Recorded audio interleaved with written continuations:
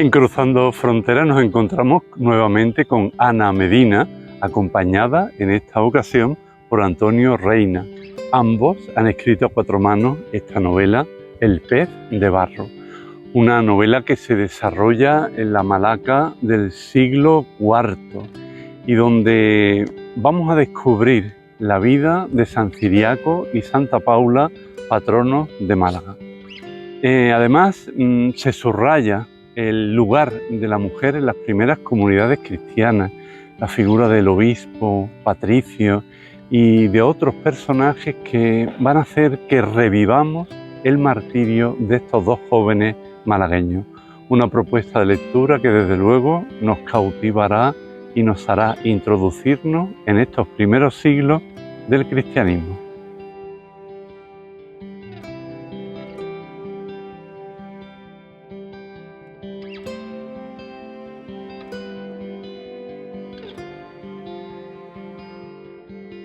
Pues me da muchísima alegría tener ya aquí con nosotros a Ana Medina y Antonio Reina para hablar de esta novela del pez de barro. Bienvenidos a Cruzando Fronteras. Bien hallado, Fernando, un placer para nosotros.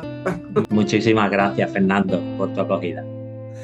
Estupendo. Bueno, Ana ya ha estado con nosotros aquí en el programa en diversos formatos, pero Antonio es la primera vez que está con nosotros, así que si quieres tú, Antonio, comienza presentándote un poco tu trayectoria para que te conozcamos un poco. Bueno, pues no había pensado mucho, pero bueno, yo soy Antonio Reina, como ya has comentado, soy animador sociocultural, conductor de autobuses también, que ahí fue el encuentro donde nos encontramos Ana y yo, que ya os contaremos un poquito. Y bueno, pues es mi primera novela, que además la hago con Ana, junto con ella. Me encanta todo lo social, pero además también la historia. Y la historia, he estudiado un poquito de historia, pero vamos, no tengo terminada ninguna carrera, que quede claro que con esto de los currículums últimamente. Entonces, bueno, soy una persona que me ha encantado siempre el mundo clásico y bueno, pues claro, esta novela entra de lleno a ese mundo clásico tardío. Ana, dinos algo de ti. Bueno, pues yo creo que me sigue dando mucho pudor eso de decir que presentarme, ¿no? Como alguien que escribe o que se dedica a escribir, porque bueno, como tú, pues Fernando, soy sobre todo periodista, me dedico a esa profesión. Pero es verdad que la escritura siempre ha formado parte de mi vida. Desde muy pequeña ya empecé a escribir, a regalarle a mi madre, me acuerdo, aquellos primeros escritos que hacía. Y tenía durante una época pues más abandonada la escritura hasta que el Señor me llamó y me dijo, venga, hay que ponerse las pilas, que los talentos no están para guardarlos. Y de ahí nació el poemario Vago en Silencio, del que ya hablamos aquí en Cruzando Fronteras. Y después, pues el señor también me ha llamado a aparecer en la novela, ¿no? Con la compañía siempre maravillosa de Antonio Reina y con esta historia tan bonita que nos acerca a dos santos jóvenes que tienen mucho que decirnos a los cristianos de hoy. Nos decía hace un momentito Antonio ese encuentro en el autobús, pero ¿cómo surge esta idea de escribir una novela, además una novela a cuatro manos? Pues eso, nosotros le llamamos la providencia, ¿no? Le decimos que es la providencia porque nos encontramos un día prácticamente de la pandemia, septiembre del 2021. Yo conducía ese autobús y bueno, pues de pronto Ana se sube, que también se había roto un dedo de un pie, entonces ella iba andando a su casa y me cogió el autobús para dos papas. Y bueno, pues me preguntó, ¿cómo estás? Y bueno, pues cómo estábamos todos un poco en ese año 2020, 2021, todos con problemas, con cosillas, y quedamos para tomar un café, contarnos un poco nuestra vida en ese año y pico, que prácticamente casi ni nos vimos. Y bueno, no, entre ella y yo ni nos vimos. En general no nos veíamos nadie. Y bueno, pues ahí un poco compartimos ideas que teníamos, que habíamos empezado a escribir, que teníamos ideas, esbozos. Y bueno, pues surgió esta cosa de escribir esta historia y de hacerlo a cuatro manos. Ana, cuéntanos un poquito cómo se hace una historia a cuatro manos, porque tiene que haber mucha unión, mucha comunión entre los dos escritores.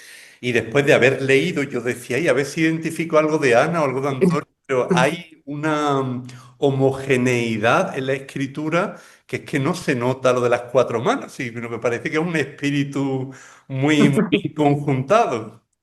Sí, nosotros al principio tampoco sabíamos cómo se hacía, lo hemos ido descubriendo a medida que avanzaba el proceso de escritura. Es verdad que hoy en día las herramientas nos permiten trabajar documentos a la vez, aunque cada uno esté en un sitio, ¿no? Y, y empezamos, bueno, pues Antonio tenía un poco alguna idea de por dónde tirar la historia, trabajábamos mucho juntos presencialmente. Pues el tema de cómo iba a avanzar la trama, concretábamos cosas, personajes, giros de guión, ¿no? Por así decirlo. Pero luego es verdad que la escritura nos repartíamos, a lo mejor teníamos que desarrollar 3 o 4 capítulos, venga, pues cada uno elegía el que más le llamaba la atención, el que se sentía más identificado y empezaba a escribirlo. Cuando creía más o menos que lo tenía ya escrito, se lo pasaba al otro, el otro entraba como el caballo de Atila, destrozaba, sumaba, tachaba, añadía o corregía y se lo devolvía. Entonces, cada capítulo y cada párrafo es verdad que lo hemos trabajado mucho entre los dos. Aunque naciera de uno, luego estaba muy trabajado entre los dos, hasta que llegábamos entre los dos a esa decisión de decir, venga, así se queda, ¿no? Entonces, es verdad que se ha trabajado mucho. Es como un telar en el que hay hilos que atraviesan por un lado, otros hilos que sostienen por otro, y es difícil. Al final lo que ves es el dibujo, ¿no? La ilustración, la historia o la imagen que ese texto te quiere transmitir, pero intentábamos que fuera una escritura común, aunque es verdad que lo hemos ido descubriendo poco a poco y con la ayuda, por supuesto, del Espíritu Santo, porque apenas bueno, no hemos discutido ni siquiera, ¿no? Llegábamos a un consenso fácilmente y la historia ha seguido su camino sola. O sea que mucho tiempo también de diálogo y de un diálogo muy enriquecedor, ¿no? Mm. Sí, sí, sí, porque claro, era prácticamente era ir viendo. Es verdad que íbamos trazando la historia, pero al final hemos sido escritores a medias entre escritores de mapa y de brújula, ¿no? Teníamos un mapa porque al final es verdad que la historia, el final estaba ya escrito, por decirlo de algún modo, pero ahora cómo llegar a ese punto de llegada, ¿no? Eso ha sido lo entusiasmante y lo que nos hemos ido disponiendo de esa brújula directa con el Espíritu Santo y como tú decías, mucho diálogo, mucho quedar, oye esto, ahí se me ha ocurrido esta cosa y una novela es lo que tiene, al final no son textos que tú vas escribiendo como un razonamiento, ¿no? Lógico, sino que al final tienes que ir enganchando tramas, una novela tan coral como esta, pues tienes que ir viendo causas, correlaciones, este personaje de pronto aparece, cobra protagonismo, entonces eso de pronto un mensaje así en mitad del día, mira que se me ha ocurrido esto, que esto podría ir por aquí, ¿qué tal? Venga, pues vamos a quedar para tomar un café, quedábamos para tomar el café, de pronto había un bloqueo, yo le decía, Ana, vamos a coger papel y boli porque yo ya es que no. Y así vamos, pero muy bien, una experiencia muy bonita porque al final hablamos, pusimos una frase al principio de escribir que dijimos, en tiempos de sinodalidad, escribir a cuatro manos se convierte en una necesidad, ¿no? O sea, el entre todos, ¿no? Que hablamos un poco, el que no es solo mi idea, sino que es algo que ya desde que nace con la ayuda y el apoyo del que tienes al lado, eso ya no es una idea tuya genuina y el yo, sino que es el nosotros, ¿no? Mm. Creo que decías tú, Antonio, que claro, ya el final de la historia la conocemos, sobre todo los creyentes, también todos los que conocen Málaga, ¿no? Saben que los dos protagonistas son los patronos de Málaga. Pero yo la verdad que leyendo la novela me he ido sorprendiendo porque no me imaginaba yo la historia así y la verdad que me ha encantado porque decía... Qué fidelidad, por un lado, a las primeras comunidades cristianas y también qué creatividad para desarrollar la historia de dos jóvenes que de alguna manera conectan tanto con la juventud actual incluso, ¿no? Entonces eso me ha parecido de una fuerza. Yo me he ido sorprendiendo y digo, vamos a ver cómo acaba esto, porque claro, no se sabe, pero no te imaginas que sea así, ¿no? Así que... Sí, era uno de los retos que teníamos, ¿no? Por un lado, el hecho de que es una ficción histórica, porque de Ciriaco y Paula, pues solamente tenemos una frase en un himnario en el que nos cuenta pues el final de su vida, pero no sabemos nada más, ni siquiera los propios malagueños que vivimos aquí, que los tenemos como patronos, que a muchos de ellos les suena el nombre de Ciriaco y Paula, pero tampoco conocen más, ¿no? O los que conocen que son patronos de Málaga y que eran jóvenes, ya está, se quedan ahí. Era un reto el decir, bueno, ¿cómo eran estos jóvenes? De los que la historia solamente nos cuenta esto, pero a los que, basándonos como tú decías, en el fundamento de las comunidades primeras en el sur de Hispania, en la situación sociopolítica de esa época, en el momento que les tocó vivir y en el lugar en el que les tocó vivir, pues desde ahí imaginar cómo pudieron ser para que en el momento en el que les tocó dar testimonio, darlo de esa manera. Ese era uno de los retos que nos planteábamos. Y otro reto era el hacerlos no santos alejados y santos que están en los altares y que nos parece, madre mía, es que esto es imposible, ¿no? Estas personas venían ya como pues con el toque de la santidad desde la cuna. No, pues imaginábamos que eran unos jóvenes como los jóvenes que podemos conocer, como los jóvenes que hemos sido nosotros, personas con muchos problemas, con muchas alegrías, con muchas personas alrededor que les sostienen y que les acompañan o que les plantean retos, ¿no? A los que hacer frente desde su fe.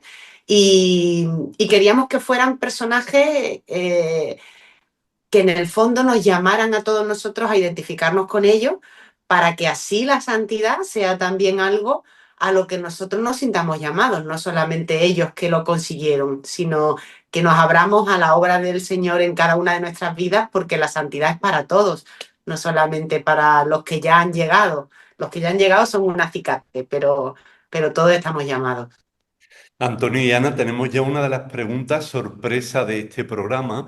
Se trata de una persona muy querida por nosotros, muy relacionada también con el grupo de comunicación Loyola, con la editorial Mensajero, que ha estado muy implicada también en este libro. Vamos a ver qué es lo que os pregunta. Bueno, qué alegría estar de nuevo cruzando fronteras con mi amigo Fernando Cordero y en esta ocasión también con Ana Medina y Antonio Sánchez Reina, a quienes he tenido la gran suerte de acompañar durante el proceso, casi desde el principio del proceso editorial de su libro El pez de barro. La verdad es que es una obra que a mí me fascina porque nos presenta el testimonio de Paula y de Ciriaco, dos mártires de los primeros tiempos de la cristiandad, revisitados desde la perspectiva de un creyente contemporáneo. Y yo quisiera preguntaros, Ana y Antonio, algo que a mí me cuestiona también como autora. Cuando un autor publica un libro, ese texto ya deja de pertenecerle, sus autores se escapan de sus páginas y el propio autor, la autora, lo va recibiendo a través de la mirada de los lectores y lectoras. Y la pregunta es, ¿cómo va resonando para vosotros la figura de Paula? ¿Cómo va resonando también la figura de Ciriaco ahora que tanta gente está recibiéndola y haciéndola suya? Mucho éxito y un abrazo muy grande. Bueno, muchas gracias, Margarita, y una alegría verte otra vez porque es verdad que nos has acompañado en este proceso. Desde el primer minuto apostaste por nosotros y ha sido un lujo, ¿no? Bueno, pregunta muy interesante porque es verdad que o nos estamos encontrando con muchas personas que nos están hablando ya de este personaje, del otro, ¿no? Hablamos de incluso de ti, equipo tal, equipo, ¿no? De personajes, ¿no? Un poco, al ser una novela tan coral, ¿no? Esos personajes, cómo les ha llegado a la gente, ¿no? Y te van hablando, pues este capítulo me gusta de tal persona, esto de tal.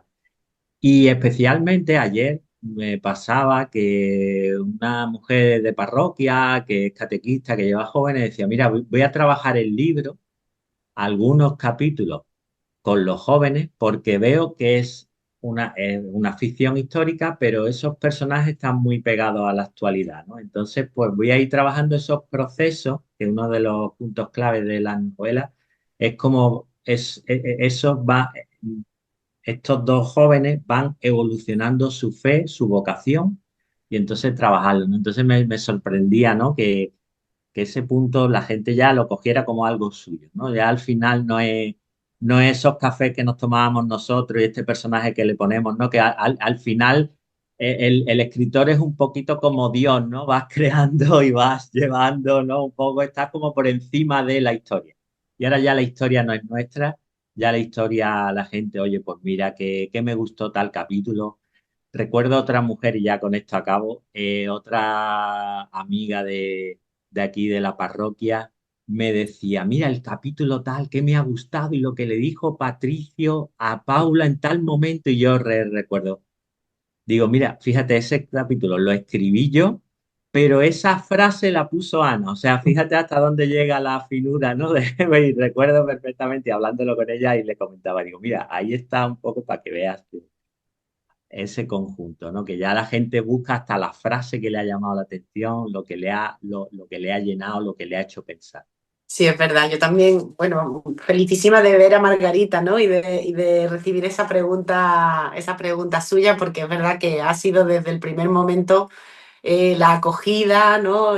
Como decía Antonio, la apuesta por la historia y además ha captado enseguida ese espíritu de la novela, ¿no? Desde el primer momento ella lo captó y bueno, le estamos muy agradecidos por habernos acompañado en este proceso tan precioso para un escritor, que es ese punto que ella dice, ¿no? Cuando deja de ser tuyo, ya es un acto de comunicación, ¿no? Es como cuando pues estás ante una persona a la que quieres y le dices esa frase, ¿no? Le dices te quiero, ¿no? Y ya deja, ya una vez que lo dices, ya deja de ser tuyo, ya es como una manifestación pública, ¿no? Y te expones, ¿no? Y se genera esa comunicación profunda que creemos que es la literatura, porque en el fondo no es una comunicación pues ni informativa, ni de rellenar un hueco en un ascensor incómodo, sino es una comunicación que va del alma del escritor o de los escritores en este caso al alma de los lectores. Y sí que hemos experimentado que es tan bonito el ver crecer ahora a Paula y a Ciriaco en el corazón de tanta gente que lo siente ya como suyo, personas de distintos puntos de España, ¿no? Incluso fuera de ella, que nos dicen, oye, pues yo me ha cautivado, ¿no, Paula? O a partir de ahora yo siento que Ciriaco forma parte de mí, ¿no? Que se me ha quedado dentro y voy a rezarles y voy a pedirles a ellos que me ayuden en mis momentos determinados, porque además estaba leyéndome la novela y me llegaban un montón de señales de de que esto era algo que el Señor me estaba comunicando, ¿no? A través de este libro. Entonces, eso es tan bonito y no es obra nuestra, sino que es obra del Señor, ¿no? Y de que nosotros hemos, bueno, podido servir de pequeños instrumentos en algún momento que te llena de alegría de esperanza y nos invita a los que, bueno, pues nos dedicamos a alguna expresión artística, ¿no? De alguna manera a ponerla al servicio de la verdad absoluta, ¿no? No de utilizarlo, sino para transmitir verdad, bondad y belleza, ¿no? Que es de lo que está sediento el ser humano. Pues agradecemos mucho la presencia de Margarita, los dos habéis coincidido en lo bien que acompaña y yo creo que Mm. esa es una de las características de ella, ¿no? De saber acompañar también y además con tanta inteligencia. Así que muchísimas gracias de nuevo, Margarita. Bueno, seguimos con el tema del spoiler, sin hacer mucho spoiler, estamos en un programa que se llama Dando Fronteras y es verdad que, claro, el libro, la novela gira en torno a estos dos santos, pero es una novela que va destinada al público en general. Entonces, contadnos un poquito el significado del pez de barro. Es el pez de barro. Pues mira, era un título que estaba ahí, pero no lo sabíamos. Teníamos en principio otro título, en un principio, pero bueno, ese nos vino y bueno, el pez de barro, somos malagueños y los malagueños pues tenemos una gran cercanía al mar, ¿no? Pero especialmente, bueno, entre los primeros cristianos en época de persecución, el pez pues significaba, era como el pasaporte, ¿no? El pasaporte a ese, bueno, pues a decir, oye, soy de los tuyos, ¿no? Y era el acrónimo de Jesús, Cristo, Hijo Salvador, ¿no? Entonces, ahí el pez era importante. Después, el pez también tiene una simbología porque esto de acercar un poco los personajes, ¿no? Unos personajes que tienen 1700 años a la actualidad, pues le teníamos que poner defectos, aficiones, tal. Entonces Paula tiene la afición de hacer figuritas de barro. Entonces hace en un momento dado de la novela un pez de barro, ¿no? Y entonces eso pues acerca más a Paula, a Ciriaco, cada uno con sus cosas, como tenemos todos, al lector le acerca, ¿no? Y después lo de Barro, ¿no?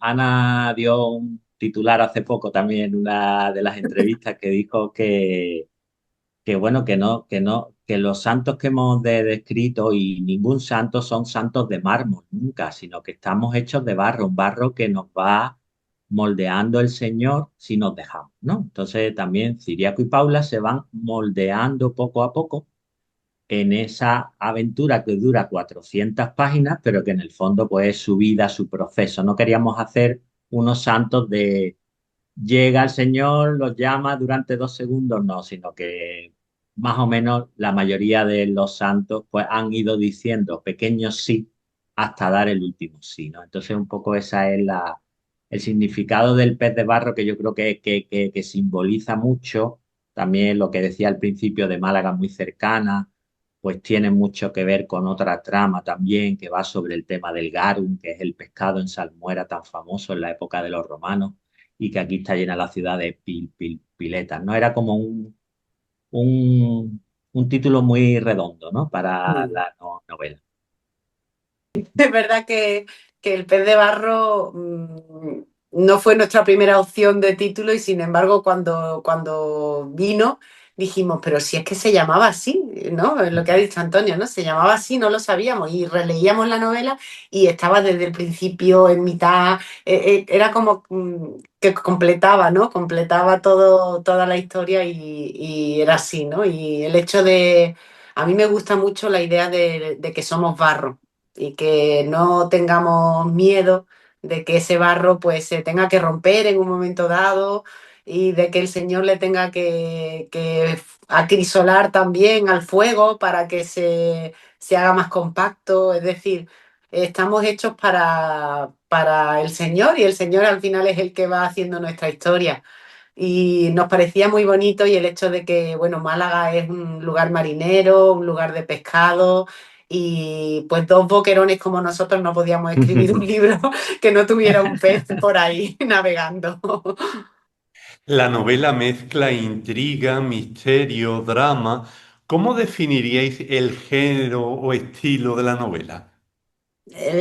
Podríamos decir que es nosotros siempre hemos dicho no ficción histórica, cuando hablábamos de la novela hablábamos de ficción histórica, pero es verdad que como género, pues no se me ocurre, porque es verdad que tiene drama, que tiene suspense, pero también tiene sus guiños de comedia, ¿no? En algunos momentos, tiene la coralidad de muchos personajes que forman parte de ese entramado que va constituyendo la vida de los santos patronos. Yo diría que es la historia de un discernimiento, de un ponerse a la escucha de los acontecimientos en los que uno se ve sumergido y leyéndolos a través de la fe. Y entonces Mm. eso pues acaba impregnando todos los elementos de la vida. Y en la vida hay romance, hay pues digamos, momentos en los que el trabajo o nuestras relaciones profesionales son también vitales, momentos en los que nos jugamos la vida y momentos en los que un simple gesto o el estar en un momento preciso, en un lugar determinado, también condiciona lo que hacemos y cómo somos. Entonces, es muy difícil de definir, Fernando, una pregunta muy difícil. Tengo también algunos apuntes conforme iba leyendo. Bueno, Ana, tú sabes que a mí me gustan mucho las metáforas, entonces he ido encontrando o textos que hacían alusión a ellas o incluso algunas metáforas muy hermosas. Por ejemplo, en una de las veces que Ciriaco cruza la ciudad, se dice: la vía estaba flanqueada por estatuas, la mayoría sucias, deterioradas o directamente rotas. El viejo mundo se venía abajo y eran sus habitantes los que lo propiciaban. Como una metáfora de lo que ocurría, se amontonaban materiales de construcción y una escalera descansaba sobre una de ellas. Qué bonito. Ese mundo en Sí, decadencia, ¿no? Es verdad que muchas veces hemos planteado el hecho de que, aunque nos parecen, decía Antonio antes, ¿no? 1700 años, madre mía, ¿qué podemos tener nosotros en común con estas personas, aparte del ser humano más básico?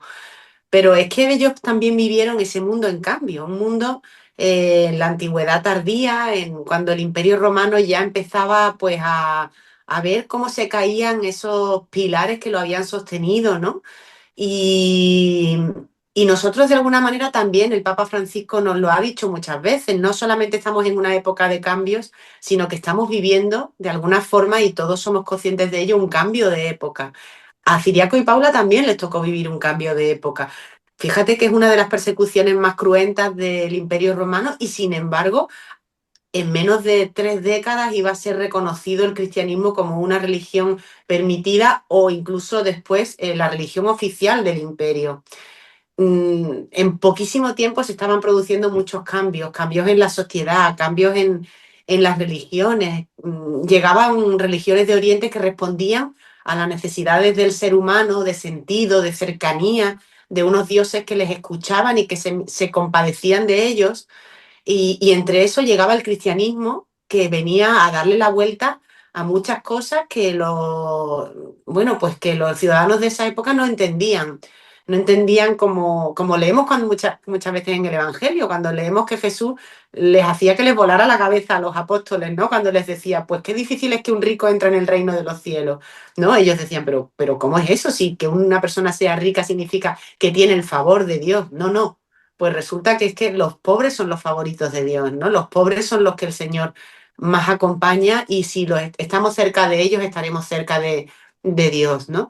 Todas esas cosas que cambiaban y que de pronto cambiaban el sentido de lo que hasta ahora había sido inamovible, sucedía en la época de Ciriaco y Paula y representa esa escena que tú tan bonitamente nos has leído y yo creo que está muy presente también en el mundo en que vivimos hoy, ¿verdad, Antonio?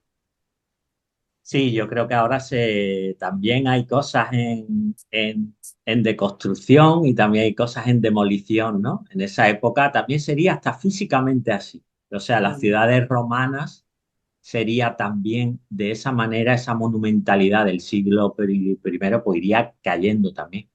Yo creo que esa metáfora es doble, es el mundo del cambio, como tú decías, ¿no? Y también el mundo interior de Ciriaco. Se ve ahí en ese capítulo, si tú lo has leído, Fernando, también. Ese mundo, ¿no? Hay veces que, ¿cómo describes tú el mundo que se le está cayendo en ese momento a Ciriaco, ¿no? Pues también se lee ahí con ese exterior, ¿no? De esa ciudad también en ruinas, ¿no? Y con, bueno, pues las cosas en obra y las escaleras y cosas así. Y siguiendo con las metáforas, hay otra metáfora preciosa que es la de las amapolas. En el diálogo de Adriana con Paula, Adriana dice, son muy valiosas, sirven para conciliar el sueño, entre otras muchas cosas, y me gusta observarlas con sus finos pétalos bailando hacia el cielo. Es fácil encontrarlas en las verdes y qué bárbaras son, no les importa el terreno. Crecen entre rocas o en el suelo más árido. Al verlas siempre pienso en tantas mujeres, vírgenes, que a pesar de la soledad eligen alabar a Dios con su vida, con toda su vida. Unas se dedican al acompañamiento, otras tratamos de curar y restaurar vidas partidas. En ciertos lugares y en otras épocas se las dejaba profetizar. Mm. Antonio y yo tuvimos ¿verdad, Antonio? Yo iba, me acuerdo, en el tren, porque esa escena creo que la situamos ya en principios de junio en la novela. La novela va sucediéndose desde enero hasta junio, que el 18 de junio es la fiesta de Ciriaco y Paula, porque fue, bueno, pues el día en el que murieron. Y me acuerdo que Antonio decía, no hay amapolas ya en junio. Y yo iba en el tren y le hacía fotos. Mira cómo sí hay amapolas, mira cómo... Porque me parecía como una imagen muy bonita, ¿no? La de las amapolas. Porque es verdad que no es una planta que se cultive, ¿no? Normalmente la conocemos silvestre en el campo y crece de pronto donde menos te lo esperas. Y sin embargo, a pesar de su delicadeza, lo resistente que es para poder crecer en situaciones difíciles, y nos pareció que era una simbología muy bonita del papel de la mujer en esa iglesia primitiva, en esa sociedad además tan masculinizada, en esa época del siglo IV, ¿no? Después de Cristo. Y, y era pues esa manera de dar valor desde la iglesia, desde el Evangelio, a que la mujer no solamente tenía valor cuando se casaba y cuando formaba parte pues de la familia y estaba defendida por un varón, sino que la mujer, allá donde estuviera, ¿no? Tenía siempre ese poder de transformar su alrededor y de transformarlo de una manera pues fundamental y de alguna forma han escrito la historia, ¿no? Hemos escrito la historia también las mujeres.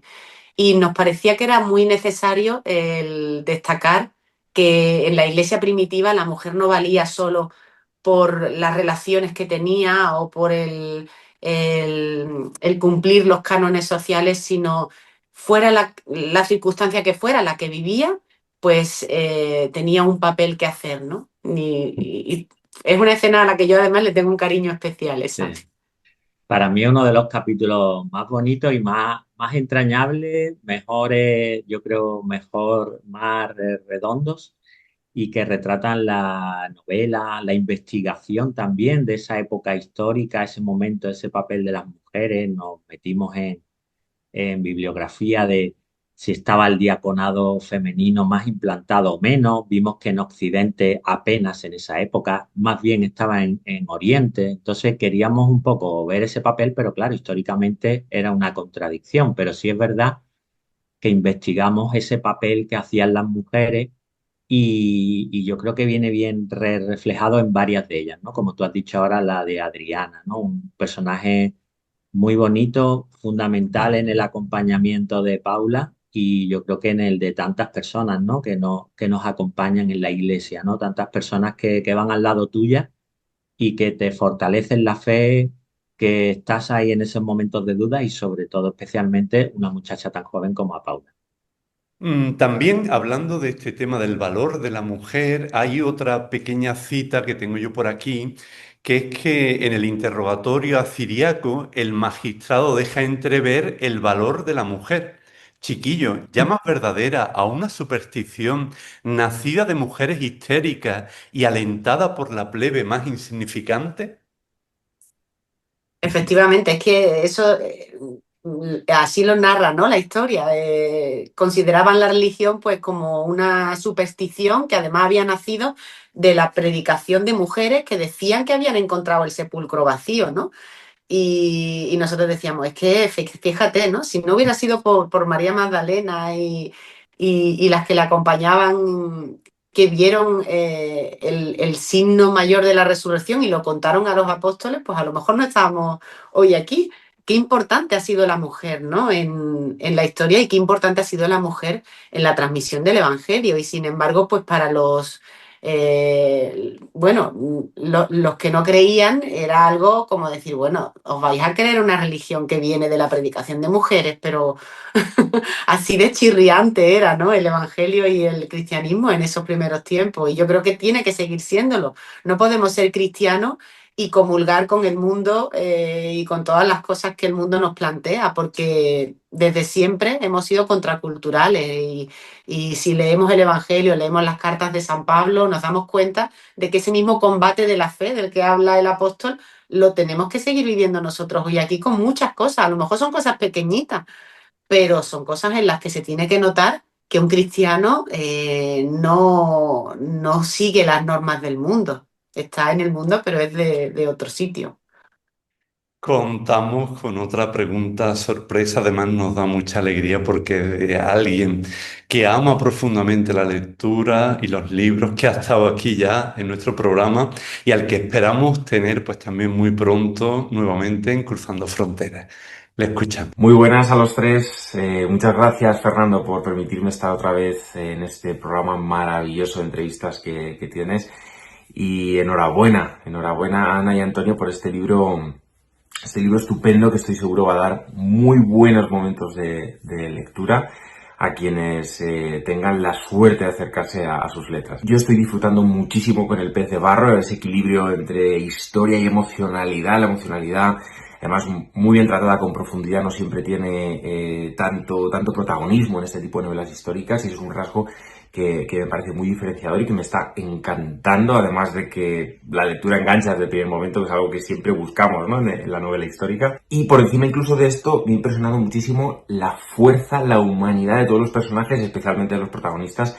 Y un poco por ahí llevo mi pregunta, o va encaminada mi pregunta, a preguntaros sobre Ciriaco y Paula, sobre cómo pudisteis encontrar el equilibrio entre la fidelidad histórica y la libertad narrativa para dar vida a estos dos personajes, hacerlos fieles a la historia, al mismo tiempo hacerlos tan cercanos y tan vívidos para el lector contemporáneo. Me encantaría saberlo. Bueno, esto sí que es una gran sorpresa, ¿no? Y una alegría tremenda, la de tener al mismísimo Fernando Bonete, ¿no? A quien tanto queremos, a quien tanto admiramos, con quien, bueno, pues yo también he tenido la suerte de trabajar también en 13, y que es un gran profesional, una grandísima persona y además un gran crítico literario, lo cual pues nos sobrecoge, ¿no? El tenerlo aquí con nosotros hablando del pez de barro, con ese cariño, con esa admiración también, ¿no? Y desde nuestra más sincera humildad lo recibimos como un regalazo. Muchísimas gracias, Fernando, por estar aquí con nosotros también en este programa, y a todos los espectadores les remitimos a sus cuentas de redes sociales en bucle, book de libro en inglés, en bucle, porque hay grandes recomendaciones literarias, nosotros no nos perdemos ni una. Pues eso que nos preguntas, Fernando, es muy interesante. Fíjate que hemos hablado antes de lo desconocidos que son, en cierto modo, Ciriaco y Paula, ¿no? Incluso para nosotros que vivimos en la ciudad donde ellos son patronos. Sin embargo, es verdad que el que históricamente se haya sabido tan poco de ellos, el que todo haya venido a través de la devoción, nos ha permitido ese equilibrio tan complicado que tú decías, ¿no? Y que era desde el primer momento un deseo tanto de Antonio como mío, de hacer que Ciriaco y Paula no fueran personajes de una novela, ni fueran santos alejados, sino que fueran personas, que nos centráramos en ese ser humano que se encuentra en búsqueda, que sufre dudas, que en todo momento busca encontrar el camino de la fe y el camino de la salvación para ellos y los que les rodean, pero que encuentran también muchas dificultades en el proceso, en ellos mismos y a su alrededor. Entonces, ese equilibrio entre el ser humano y el personaje, ¿no? El ser un personaje de la historia también, lo hemos intentado llevar de esa manera, y también con su intercesión. Yo tengo que reconocer que en muchos momentos del proceso literario, de creación, incluso del proceso editorial, hemos puesto esta novela y esta obra en manos de Dios, con el deseo de decir, si esto es un deseo nuestro y no es tuyo, Señor, que no salga adelante, porque creíamos que la novela la escribíamos para que le gustara a todo el mundo, pero en nuestro corazón palpitaba siempre el corazón de Jesús, ¿no? El corazón de Jesús, que quiere comunicarse con el hombre y la mujer del siglo XXI, y que quiere hacer vibrar sus emociones y sus sentimientos en los sentimientos de los hombres y de las mujeres de hoy. Así que, bueno, ese ha sido nuestro deseo, y si a ti, que eres un gran lector, te ha llegado de esa manera esa emoción, ese dar vida a la historia, poner carne a la historia, pues seguro que bueno, pues esa intercesión ha venido. Muchísimas gracias. Muchas gracias a Fernando Bonete por esta pregunta y por su presencia aquí entre nosotros. Seguimos avanzando con la novela. Ya hemos ido hablando, y además Antonio lo ha subrayado un par de veces, que la novela es muy, muy coral. ¿Podríais hablarnos un poquito de los diferentes personajes, grosso modo?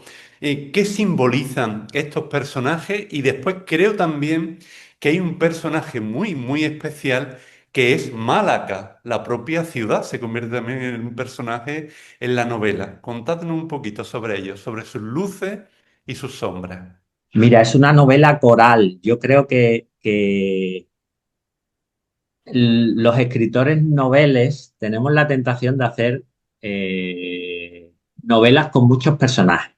Entonces, yo creo que en este caso hemos intentado vencer esa tentación y dice, bueno, vamos a caer en ella, pero vamos a intentar hacerlo bien, ¿no? Porque empiezas tú a abrir melones, empieza otro melón, otro melón, otro melón, ¿no? Entonces yo creo que en este caso es que no cabía otra cosa. O sea, podíamos haber hecho una novela más intimista, más un poco desde los sentimientos, desde una perspectiva.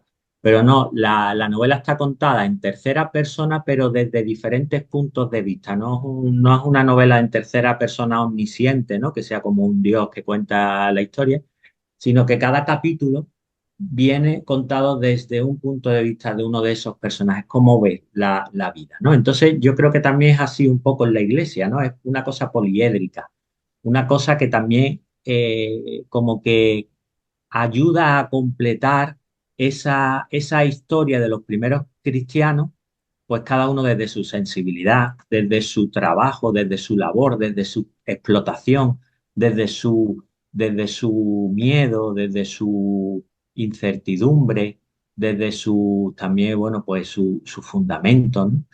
Entonces yo creo que cada personaje cumple, ¿no? Los históricos serían Patricio, o sea, lo que es la trama de Malaca serían Patricio y los dos santos, ¿no? Pero los otros tuvieron que existir, ¿no? No nos imaginamos una iglesia sin esos personajes, ¿no? Una iglesia sin esas aportaciones, tanto femeninas como masculinas. Hemos hablado de Adriana, de las mujeres que acompañan, pero después está Sergio, un Ujú. diácono que es de la primera iglesia, que está centrada en los más pobres, ¿no? Hemos hablado del capítulo Amapolas, pero ahí también cada capítulo que está él, que creo que es caridad clandestina, ¿no? Una vez que ya, pues bueno, pues la caridad silenciosa está ahí detrás, ¿no? Va haciendo su trabajo, ¿no? Entonces, ese hombre que administra, que es como el segundo de a bordo en la diócesis, ¿no? Pues también son personajes que estarían ahí, ¿no? Y yo creo que cada uno cumple esa función, tanto de acompañar como de ver ese poliedro de una visión eclesial donde cabemos todos, donde todos tenemos algo que decir, todos tenemos algo que escuchar, todos tenemos algo que aprender, todos tenemos algo que aportar, todos tenemos un pequeño hombro, aunque sea herido, donde arrimarlo, ¿no? Entonces un poco cada uno son personajes para nosotros entrañables, ya forman parte de nuestra familia, incluso decíamos, a lo mejor estábamos juntos y decíamos, este es Sergio, este es cual, ¿no? Decíamos ya así gente que conocíamos, ¿no? Incluso físicamente, ¿no? Y sí, son como una familia como si fuera una iglesia pequeña, ¿no? De una diócesis, ¿no? Escondida de la iglesia universal. Donde caben todos, todos, todos, ¿no? Efectivamente, sí, hay personajes que tienen una fuerza especial dentro de la historia, ¿no? Antonio ha nombrado a Sergio, también está Berenice, que es un personaje que simbolizaría un poco ese todos, todos, todos que están hacia los que están abiertas las puertas de la iglesia y que en un momento dado pues plantean ¿no? Reticencias en algunos de los miembros, ¿no? Y luego también están los que conviven, los coetáneos de Ciriaco y Paula, pero que no formaban parte de la comunidad, que son unos personajes, en algunos momentos podríamos decir antagonistas, ¿no? Porque son pues el magistrado al que le toca juzgarlos, ¿no? Que es como el alcalde, digamos, de la ciudad en esa época. También encontramos a Marco Clodio, que es un personaje importante en la novela, que es bueno, pues un hombre de bien dedicado al negocio del garum y que tiene relación tanto con Ciriaco como con Paula y que a pesar de que no es una persona creyente, pues se siente como interpelado por esa fe que comulga la comunidad y que le hace actuar de una manera que muchas veces él no es capaz de entender. Entonces, los personajes secundarios tienen de alguna manera en sus manos el motor de la historia, el hacer que nuestros personajes vayan avanzando por medio de ayudas o por medio de obstáculos en el desarrollo de ese discernimiento que hablábamos antes, ¿no? Y de ese testimonio de coherencia de vida que al final es a lo que están llamados a dar. Entonces son fundamentales. Nosotros estábamos muy enamorados de muchos personajes secundarios y los lectores también sabemos que los han recibido muy bien, porque eso que decía antes Antonio, ¿no? Pues tenemos personas que dicen, yo soy del equipo de Adriana, o yo soy del equipo de Berenice, o del equipo de Marco Clodio, ¿no? Porque ya como que sienten que ese personaje es el que más representa su vida o con el que más se identifican. Pues hablando del discernimiento al que aludías ahora mismo y también de Marco Clodio, a mí me gustó mucho, creo que es precioso el diálogo entre Adriana y Marco Clodio, que dice contemplar y confiar. Paula está puesta ante nuestros ojos como una antorcha. Si la miramos, seremos capaces de ver nuestras sombras y deshacernos de ellas. Aún hay tiempo de elegir.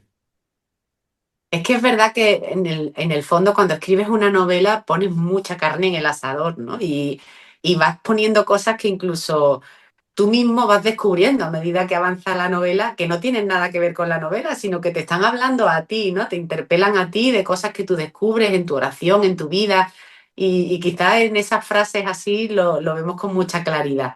De alguna manera lo que queremos reflejar ahí es que el testimonio de las personas cuando es auténtico, cuando tenemos a una persona delante que vive su fe con autenticidad y con coherencia, eso a los demás los deja como en una encrucijada. Es decir, podemos o ir en contra de eso o ignorarlo, ¿no? En ese ecumenismo, en ese martirio gris, ¿no? Que le llaman de cuando pues nos la jugamos en el día a día y tenemos que dar testimonio en cosas aparentemente pequeñas que no nos cuestan la vida, podemos ignorar, podemos incluso hablar mal de esas personas por lo que han hecho, por lo que hacen, por esa coherencia, o podemos dejar que realmente esa coherencia sea una lámpara para nosotros, ¿no? El hecho de decir, si esta persona actúa así, ¿a mí a qué me está llamando? ¿Cómo estoy viviendo yo lo mismo, ¿no? En mi vida, en mi familia, con mis amigos. Entonces, verdaderamente en esa encrucijada se encuentra ese personaje y no sabe muy bien cómo gestionarlo. Y Adriana ahí es un poco la que le pone como ante la imagen de decir, bueno, esto es una oportunidad, ¿no? Para todos nosotros, ¿no? No tenemos por qué hacer algo, sino a lo mejor el Señor lo que nos está llamando ahora es a ver, a contemplar el misterio del martirio, el misterio de la entrega generosa de la vida por un ideal y por una fe que al final no son ideas, sino es una persona, ¿no? Es Jesucristo que le da sentido a todo. Entonces, realmente, cuando volvemos a releer nosotros esos fragmentos, como que sentimos que son certezas nuestras, ¿no? Propias certezas nuestras que han ido aflorando a lo largo del proceso de escritura de la novela de estos años y que de pronto pues lo expresas así y dices, pues si a mí me sirve ponerlo por escrito, a lo mejor a otro le sirve leerlo. Os preguntaba sobre Málaga y os Mm. preguntaba también porque creo que está tan bien recreada la ciudad, el puerto, las casas, los lugares de trabajo, que es que te metes dentro de de la Málaga de la época. Contadnos algo de ese personaje tan especial. Pues mira, Fernando, para nosotros fue muy importante. O sea, desde el principio era un personaje más, porque al final lo primero es que tú encarnas la fe en un territorio, en un espacio, en un momento, con una gente, al final es el misterio de la encarnación, ¿no? Y después, hombre, para una novela histórica es fundamental, aunque tú te inventes una trama, te inventes cosas, ¿no? Se entre dentro de la creatividad del escritor, pero hay cosas que estaban allí en ese momento y estaban muy bien estudiadas por los arqueólogos, profesores. Hemos tenido entrevistas con ellos, hemos leído artículos científicos sobre cada monumento, sobre cada zona, sobre el urbanismo, cómo fue evolucionando. Hemos incluso hecho visitas a los lugares donde están cada cosa, ¿no? Incluso hay uno está en el Museo Carmen Thyssen, que todavía no está inaugurado, en breve se va a inaugurar, que es la villa de Marco Clodio, ¿no? Esa villa tan monumentalizada que se describe también el patio, un ninfeo donde pasan tantas cosas, la cocina. Y esa pues nos la enseñaron también. Hablamos con el gerente, incluso con el concejal, nos puso en contacto y nos hicieron una guía, porque al final tú cuando ya vives ese, aunque tú ya vas leído, pero tú ibas viendo las piedras y dónde están y cómo era esa fuente. Entonces, para nosotros ha sido sumergirnos en la ciudad también por fidelidad histórica y por fidelidad también a lo que ellos tuvieron que vivir en ese momento. Entonces, claro, el que es malagueño, bueno, es una de las cosas que nos lo dice más. Bueno, y lo que tú nos acabas de decir ahora mismo, es que, mira, vuelvo a esta esquina y ya me acuerdo de la novela, ¿no? A lo mejor dice que voy por tal calle y ya sé que ahí vivía Berenice o vivía Adriana. O ya voy por tal zona y ya sé que está el puerto, el embarcadero de tal. Entonces, bueno, vamos tanto que queremos, tenemos un proyecto, pequeño proyecto de rutas literarias por la ciudad, con la gente que se ha leído el libro, un poco de hacer como una especie de paseo con amigos y compartir, pues un poco a lo mejor cachitos como tú estás leyendo, pues que describen ese momento, esa zona, ¿no? Un poco y explicar un poquito, bueno, pasar un ratito entre amigos de amigos del pez de barro, ¿no? Entonces, bueno, tenemos como muchos proyectos y uno de ellos es ese, ¿no? Porque yo creo que es un personaje más, sobre todo por lo que te he dicho, por la encarnación. Al final uno vive en un sitio, se relaciona con unas personas, incluso es ese sitio donde vive un puerto con tanto dinamismo. No es lo mismo que vivir en una zona que hubiera sido más rural, que en aquella época vivía mucha gente en el ámbito rural, pero era un puerto donde había una aduana, donde había Mm. exportaciones, donde había pues probabilidad de hacer negocios más o menos, donde había, pues bueno, como hoy un Mucho poco en tránsito de Málaga también, personas, claro. tránsitos de personas, claro, de intercambios, de apertura también de mente, de tan cerquita de África, ¿no? También una iglesia Mm. más madura que en aquella época, mucho más, con más experiencia que la de Hispania, ¿no? En aquella época, ¿no? Una ciudad que teníamos enfrente, pues prácticamente a Cartago, a grandes santos y gente que han vivido ahí en esa y que tenían relaciones con Malaca y el sur de Hispania, ¿no? Entonces, eso también les marcó a ellos seguro, mucho, mucho. Mm. Ujú. Incluso incluimos un plano al final de la novela en el que nos animamos a recrear cómo pudo ser esa Malaca romana del siglo IV y los lectores pues pueden ubicar si vienen a Málaga o si pasan por sus calles, decir, bueno, pues aquí era donde estaba la panadería, donde trabajaba Paula, porque nada es, prácticamente nada es imaginado, sino si colocamos una panadería en un sitio es porque ahí los hallazgos arqueológicos encontraron un sello de panadero o en la factoría de salazones porque ahí nos consta y se pueden visitar piletas en las que se elaboraba el garum, así todo, ¿no? Y entonces para nosotros ha sido también muy bonito el redescubrir esa Málaga que está bajo nuestros pies, que a lo mejor es mucho menos visible pues otras épocas posteriores que sí todavía permanecen a la vista, pero que poco a poco se van descubriendo. Hace poquito pues también se descubrió un pavimento romano muy cerca de la catedral y Antonio y yo nos mandamos un mensaje corriendo diciendo, quién sabe, ¿no? Si por esas piedras pisarían Cillaco y Paula. Sí, sí, sí.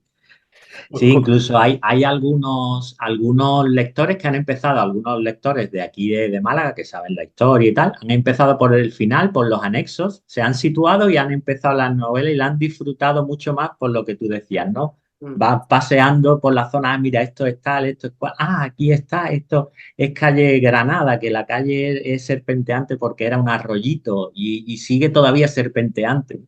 Ujú. Entonces han hecho eso. Continuamos hablando de los personajes, pero esta vez a través de otra pregunta sorpresa, que en esta ocasión la hace alguien muy querido por todos nosotros, que está muy relacionado con un grupo que tiene mucho que ver con esto del pez también. Y seguro que los amigos que sigan este grupo pues le habrá hecho también mucha gracia esta conexión, todo está como muy conectado.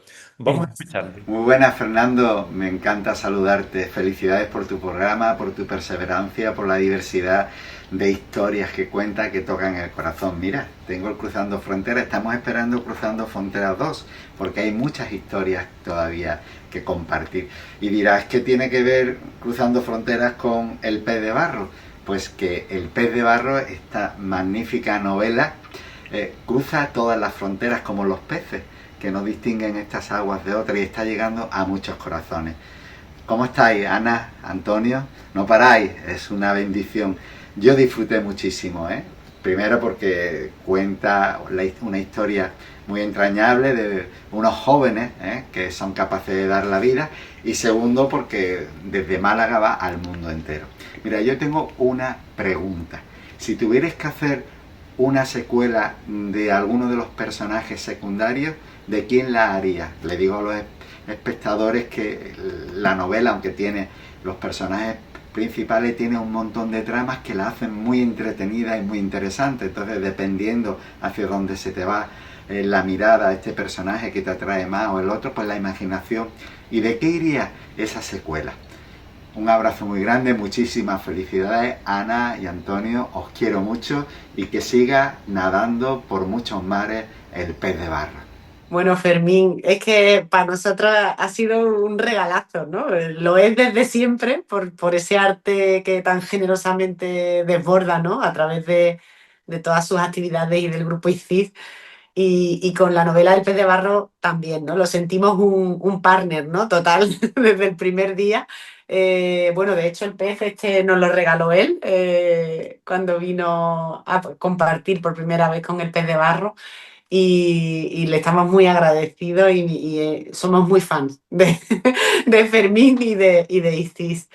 Yo si tuviera que, fíjate qué interesante, ¿no? La pregunta, hablábamos antes de los personajes secundarios y todo eso, y nos lo hemos planteado y nos lo hemos preguntado nosotros, ¿verdad, Antonio? En tantas conversaciones, incluso a medida que escribíamos la novela decíamos, esto tiene una secuela, ¿no? O sea, estos personajes tienen una historia o una precuela, ¿no? Muchas veces, porque es verdad que la novela sitúa en un momento concreto de unos meses, todo sucede en unos meses, pero decimos mucho del pasado de los personajes que aparecen o dejamos que se intuya de dónde vienen, y también aventuramos un poquito al final hacia dónde van.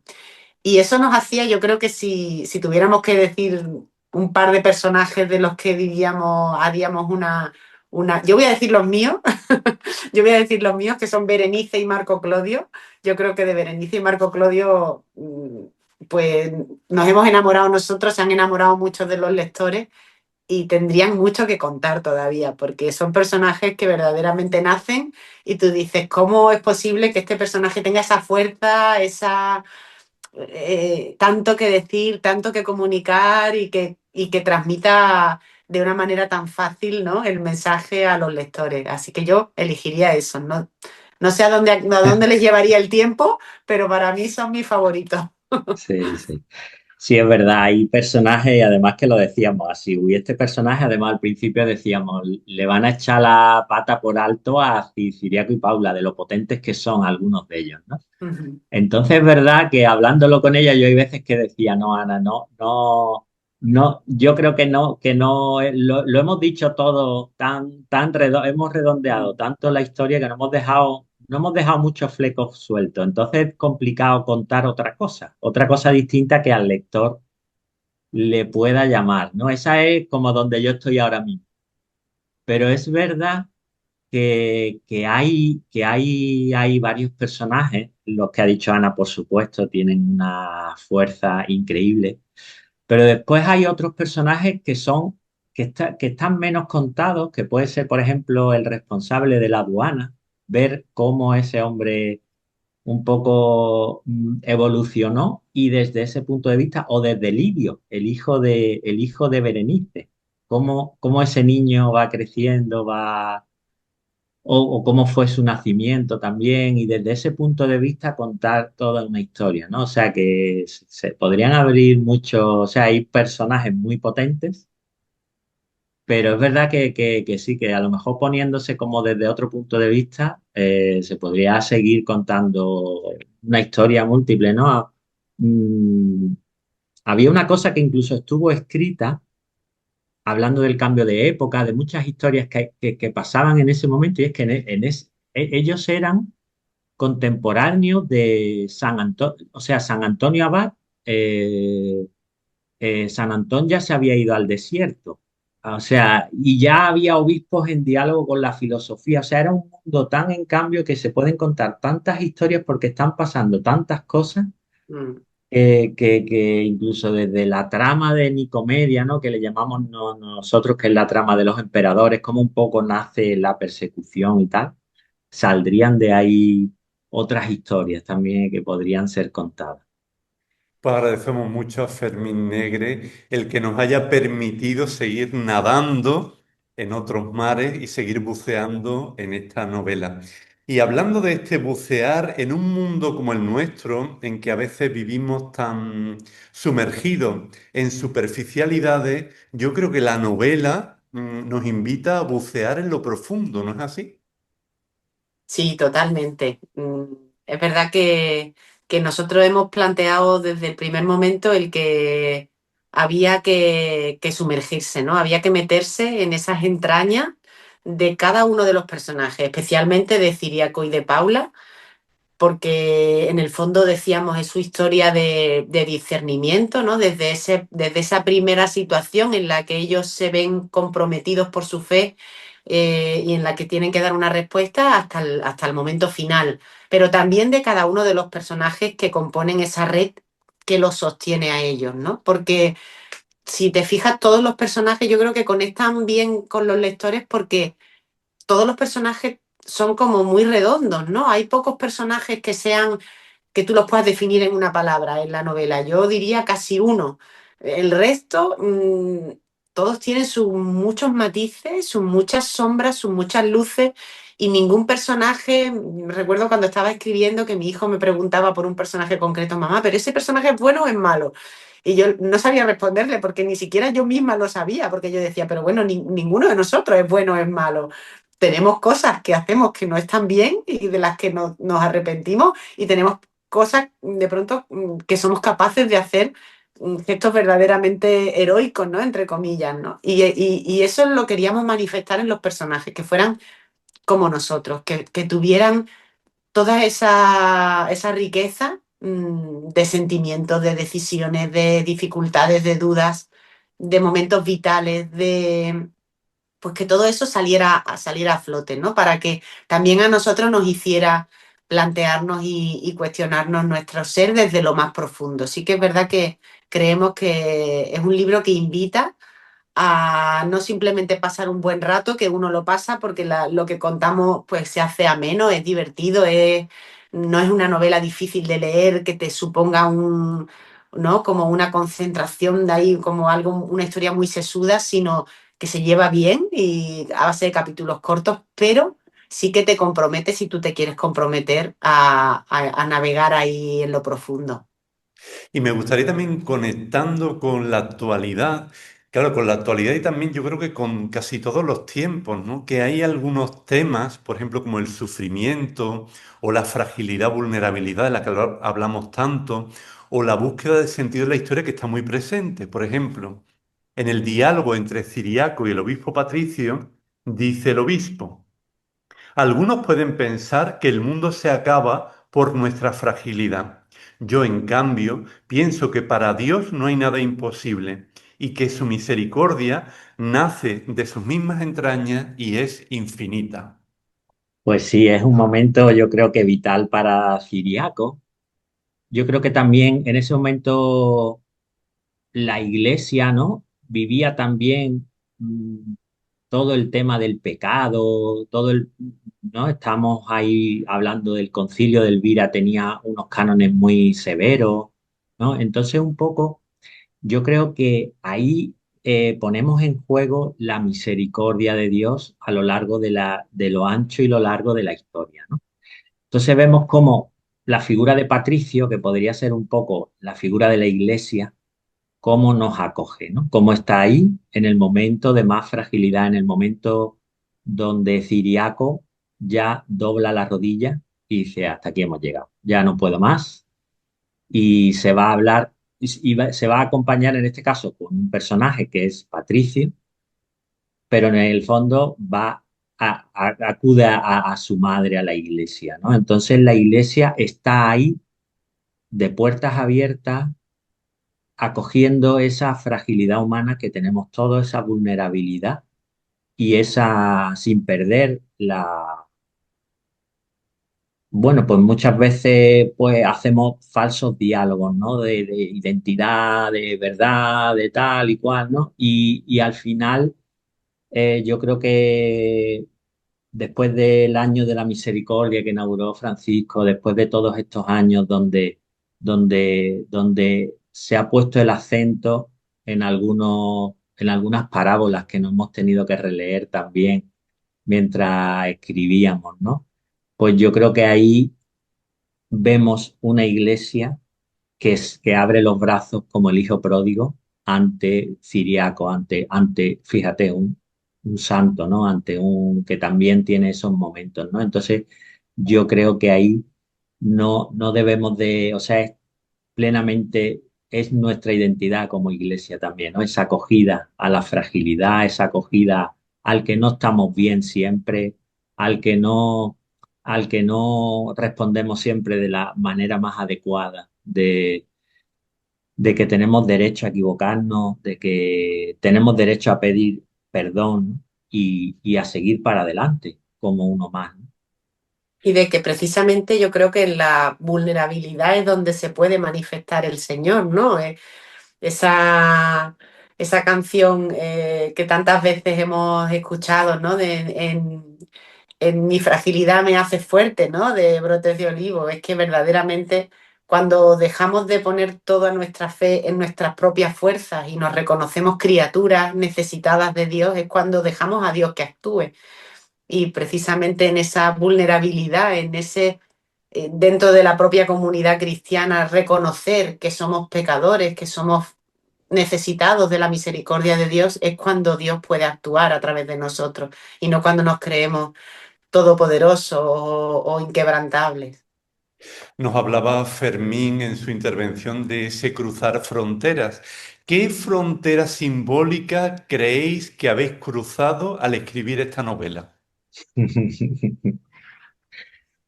Pues bueno, lo primero yo creo que la frontera, lo hablábamos antes, ¿no? La frontera también de la amistad, la frontera de muchas veces mm, de que los proyectos compartidos son mejores, yo creo, que lo común supera, ¿no? Que lo común supera siempre a lo individual, ¿no? Que lo de todo siempre va más allá. Yo creo que esa es la primera frontera, ¿no? Hemos roto. Que hemos roto. Yo creo que esa es la primera, ¿no? Yo diría también la frontera del testimonio de la fe, ¿no? Porque desde el primer momento nosotros nos planteábamos que no queríamos hacer una vida de santos para gente que lea vidas de santos, sino para que cualquier persona pudiera meterse en esta historia, fuera creyente o fuera agnóstica, ¿no? De hecho, muchas personas que lo han leído como una novela histórica que ha caído en sus manos y que les acerca a esta malaca romana o a esta vida de la gente en el siglo IV después de Cristo, eh, pues lo ha recibido con esa sencillez y sin embargo le ha calado, ¿no? El testimonio de los protagonistas. Entonces queríamos que fuera eminentemente una novela con un mensaje cristiano, con un mensaje de fe, pero que un mensaje de fe que creemos que es universal y que no necesita de unos requisitos previos de convencimiento ni de creencia para recibirla y para que esa semilla florezca en el alma de todos nosotros. Bueno, podríamos seguir mucho tiempo hablando de la novela, incluso ojalá pudiendo hacer un recorrido virtual con vosotros por Málaga, pero para terminar y sobre todo para aquellos que sigan esta entrevista, os invitaría a hacer un ejercicio de síntesis en el que expreséis qué simboliza para vosotros el pez de barro. Yo diría que es la historia de dos personas imperfectas que se dejan llevar de la mano de Jesús a donde Él quiera. Y es una invitación, para mí es una invitación a mirarme en los ojos de Ciriaco, en los ojos de Paula, de dos jóvenes del Imperio Romano, de la Hispania romana, que dieron testimonio precioso de fe que todavía hoy, siglos y siglos después, sigue llenando nuestras iglesias y llenando pues nuestras calles cuando salen en procesión aquí en Málaga, y que nos están llamando a algo, nos están llamando a mirar hacia donde sus ojos miran. Pues sí, totalmente de acuerdo con Ana. Yo aportaría también que es la aventura de la vida donde hay, ¿no? De la vida cristiana, donde hay amor, donde hay amistad, donde hay fragilidad, donde hay síes, donde hay noes, donde, bueno, pues donde vas caminando con otros, ¿no? Y vas intentando dar respuesta a cada momento. Entonces yo lo definiría como la aventura de la vida cristiana, ¿no? Pues muchísimas gracias, Antonio y Ana, por este rato de calidad. Para mí la verdad que ha sido un privilegio, después de haber leído y de haber disfrutado la novela, pues poder estar charlando con los dos y haber descubierto tantas cosas, ¿no? Así que invitamos a los amigos del programa a la lectura del Pez de Barro, editado por Mensajero del Grupo de Comunicación Loyola. Y bueno, Antonio y Ana, hasta siempre. Muchísimas gracias, Fernando. Es un lujo compartir aquí una conversación contigo, con esa lectura pues, de tanta calidad también, ¿no? La que tú le has dado desde el corazón a la novela. Te lo agradecemos mucho, y este rato grandísimo que pasamos en Cruzando Fronteras. Muchas gracias. Muchas gracias, Fernando. Igualmente, una acogida y sentirme, vamos, muy bien, muy bien, muy bien, y que llegue a mucha gente. Eso, que llegue a mucha gente y que disfrutemos todos de este Pez de Barro. Hasta siempre. Hasta siempre. ¿Os ha gustado este diálogo en torno a la novela El Pez de Barro? Si es así, os animamos a que sigáis dialogando en casa o en las redes sociales, a que os suscribáis a nuestro canal, que le deis a like y activéis la campanita. Muchas gracias.